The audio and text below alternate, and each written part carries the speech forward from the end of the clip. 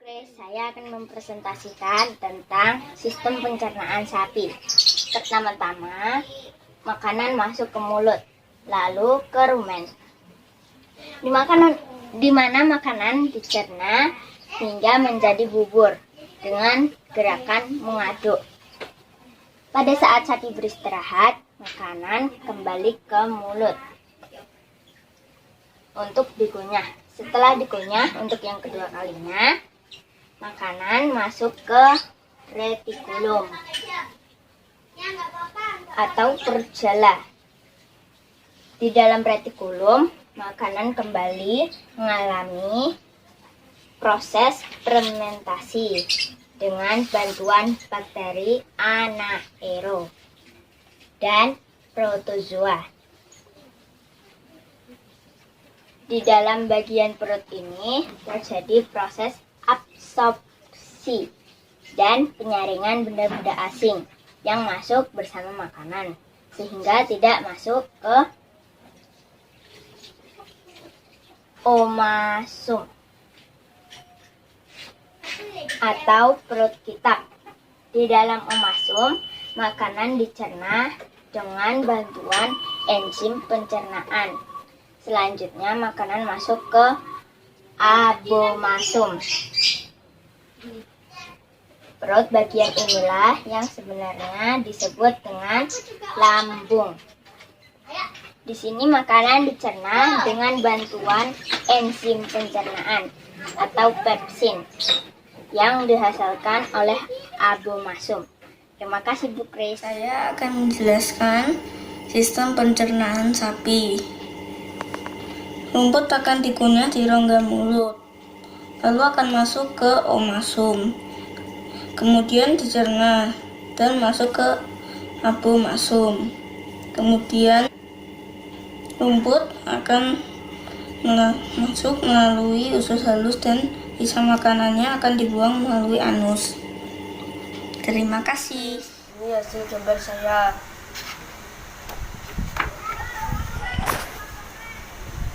Dan hasil presentasi. Proses singkat, proses pencernaan hewan ruminasi, yaitu makanan masuk melalui mulut, rongkongan, rumen, retikulum, kembali ke mulut. Makanan dikunyah untuk kedua kalinya.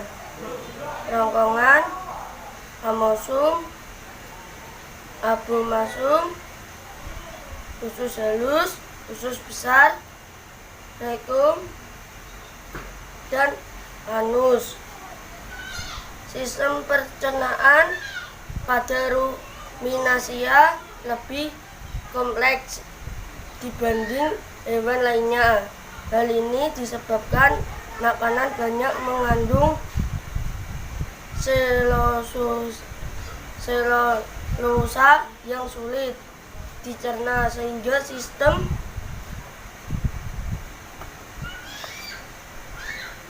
pencernaannya berbeda dengan hewan lain. Sistem pencernaan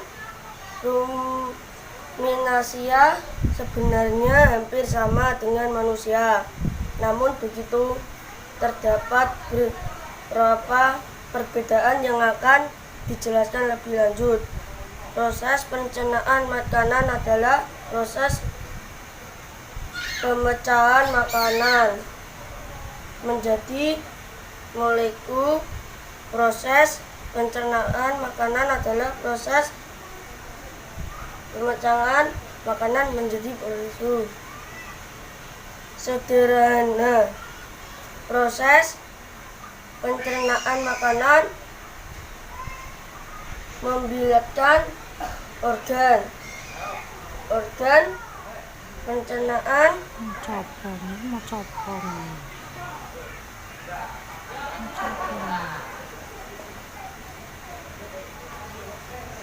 dan kelenjar pencernaan. Lambung sapi terdiri dari 4 bagian, yaitu rumen, retikulum, omasum, obomasum. Sapi melakukan regurgitasi atau kembalinya makanan ke mulut untuk kedua kalinya. Selama proses pencernaan sapi, demikian presentasi dari Tegar. Terima kasih. Halo Putri, saya Leka. Kali ini saya mau presentasi tentang sistem pencernaan sapi. Sapi pertama-tama makan dari mulut, lalu ke retikulum, lalu ke omasum, ke abomasum, lalu ke rumen. Makanan seperti rumput pertama kali masuk ke dalam mulut sapi. Di dalam mulut terdapat organ-organ pencernaan seperti berikut. Gigi sapi tersusun dari gigi seri yang berguna untuk memotong makanan dan gigi geraham untuk mengunyah makanan. Lidah sapi berguna untuk merenggut rumput makanan dan mendorong makanan yang sudah dikunyah menuju lambung. Saliva merupakan cairan atau enzim khusus yang dihasilkan oleh kelenjar khusus pada sapi yang kemudian disalurkan ke dalam rongga mulut. Saliva berperan sebagai proses pencernaan kimiawi. Makanan dibawa menuju lambung. Lambung terdiri dari rumen, perut besar, tempat terjadinya pencernaan dengan bantuan mikroba bakteri. Di sini makanan dicerna sehingga menjadi bubur dengan gerakan mengaduk yang dilakukan oleh dinding rumen. Pada saat sapi beristirahat, makanan kembali ke mulut dan dikunyah kembali. Setelah dikunyah untuk kedua kalinya, makanan masuk ke retikulum perut jala. Retikulum perut jala. Di dalam retikulum, makanan kembali mengalami proses fermentasi dengan bantuan bakteri anaerob dan protozoa. Di dalam bagian perut ini terjadi proses absorpsi dan penyaringan benda-benda asing yang masuk bersama makanan sehingga tidak masuk ke omasum perut kitab. Omasum perut kitab. Di dalam omasum, makanan dicerna dengan bantuan enzim pencernaan. Selanjutnya makanan masuk ke abomasum. Abomasum perut masam. Perut bagian inilah yang sebenarnya disebut dengan lambung. Di sini makanan dicerna dengan bantuan enzim pencernaan pepsin dan dihasilkan oleh abomasum. Setelah melewati saluran proses pencernaan, makanan di dalam abomasum, makanan bergerak menuju usus halus. Panjang usus halus seekor sapi dewasa dapat mencapai 40 meter. Di dalam usus halus terjadi proses absorpsi dan fermentasi. Selanjutnya, sisa-sisa makanan akan dikeluarkan melalui anus. Terima kasih. Ya, Bu Kris, saya akan menjelaskan proses organ pencernaan pada hewan sapi. 1. Mulut, esofagus, lambung, usus halus, dan anus. Fungsinya, mulut berfungsi untuk mengunyah makanan dan minum. 2. Esofagus berfungsi untuk jalur pembuangan antara organ mulut dengan lambung. 3. Lambung berfungsi untuk menampung makanan, sementara selain itu lambung berfungsi dalam proses pembusukan makanan dan menghasilkan enzim.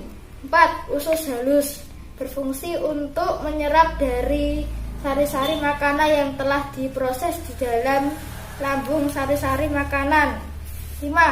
Anus berfungsi untuk setelah sari-sari makanan diserap oleh usus halus, sisa proses penyerapan akan di bawah menuju anus.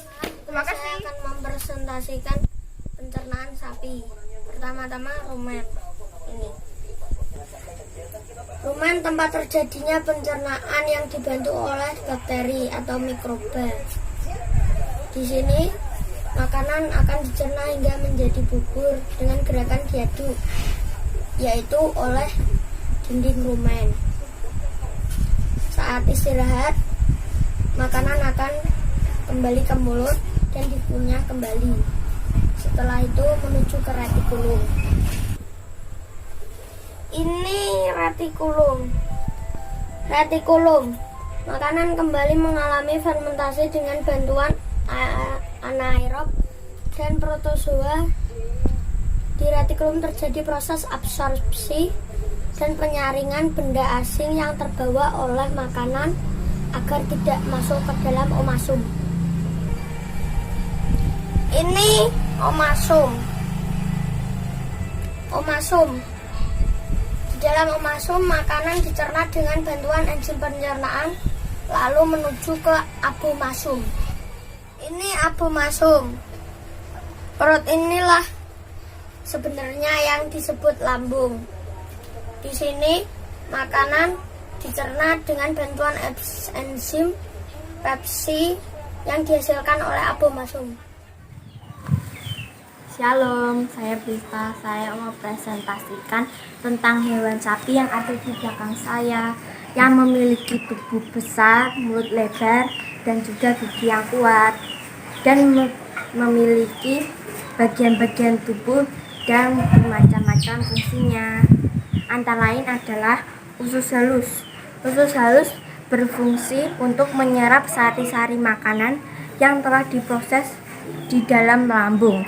Sari-sari makanan yang diserap kemudian diedarkan ke seluruh tubuh dan diubah menjadi energi. Bagian rumen merupakan kantong besar sebagai tempat pencampuran bahan pakan untuk fermentasi oleh mikroorganisme. Fungsi utama pada rumen adalah tempat untuk mencerna zat-zat pakan dengan mikrobia. Bagian esofagus adalah hewan ruminansia, bertugas untuk mengalirkan manfaat dari mulut ke rumen dan berfungsi untuk mengalirkan makanan dari rumen menuju mulut untuk proses remastikasi. Bagian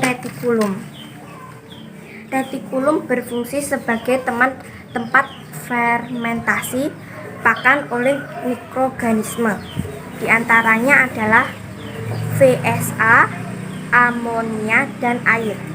Bahan pakan terutama VSA, amonia, dan air pada retikulum mulai diabsorbsi. Omasum adalah salah satu bagian di lambung hewan ruminansia yang disebut sebagai perut kitab. Omasum berfungsi sebagai tempat mencampur makanan dengan enzim. Fungsi abomasum adalah memecah protein dan mempersiapkan pencernaan oleh usus halus. Organ pada sapi juga dikenal sebagai perut keempat, kelenjar perut atau perut sejati. Fungsinya mirip dengan lambung tunggal yang ditemukan pada manusia dan mamalia non-ruminansia. Abomasum adalah ruang keempat dan terakhir pada lambung rumansia. Demikianlah presentasi saya tentang sapi. Terima kasih, Tuhan Yesus memberkati. Hewan ruminansia adalah kelompok hewan mamalia yang biasa memamah makanannya 2 kali dan dikenal dengan hewan memamah biak. Contoh hewan ruminansia ialah sapi, kerbau, rusa, domba, kambing, dan kijang. Sistem pencernaan hewan ruminansia lebih kompleks dibandingkan pencernaan hewan lainnya. Pada hewan ruminansia terdapat 4 bagian lambung. Ada rumen, ada omasum, ada abomasum, dan retikulum. Berikut penjelasan tentang bagian-bagian dari lambung sapi. Rumen, tempat terjadinya pencernaan dengan bantuan mikroba atau bakteri. Di sini makanan dicerna hingga menjadi bubur dengan gerakan mengaduk yang dilakukan oleh dinding rumen. Pada saat sapi beristirahat, makanan kembali ke mulut dan dikunyah kembali. Setelah dikunyah untuk yang kedua kalinya, makanan masuk ke retikulum atau perut gala. Di dalam retikulum, makanan kembali mengalami proses fermentasi dengan bantuan bakteri anaerob dan protozoa. Kemudian makanan masuk ke dalam omasum. Di dalam omasum, makanan dicerna dengan bantuan enzim pencernaan. Selanjutnya, makanan masuk ke abomasum. Perut bagian inilah yang sebenarnya disebut dengan lambung. Disinilah makanan dicerna dengan bantuan enzim pencernaan pemsin yang dihasilkan oleh abomasum. Nah, teman-teman, setelah melewati seluruh proses pencernaan makanan di dalam abomasum, makanan bergerak menuju usus halus. Panjang usus halus seekor sapi dewasa dapat mencapai 40 meter. Di dalam usus halus terjadi proses absorpsi dan fermentasi. Selanjutnya, sisa-sisa makanan akan dikeluarkan melalui anus. Demikianlah penjelasan saya tentang pencernaan sapi. Semoga bermanfaat.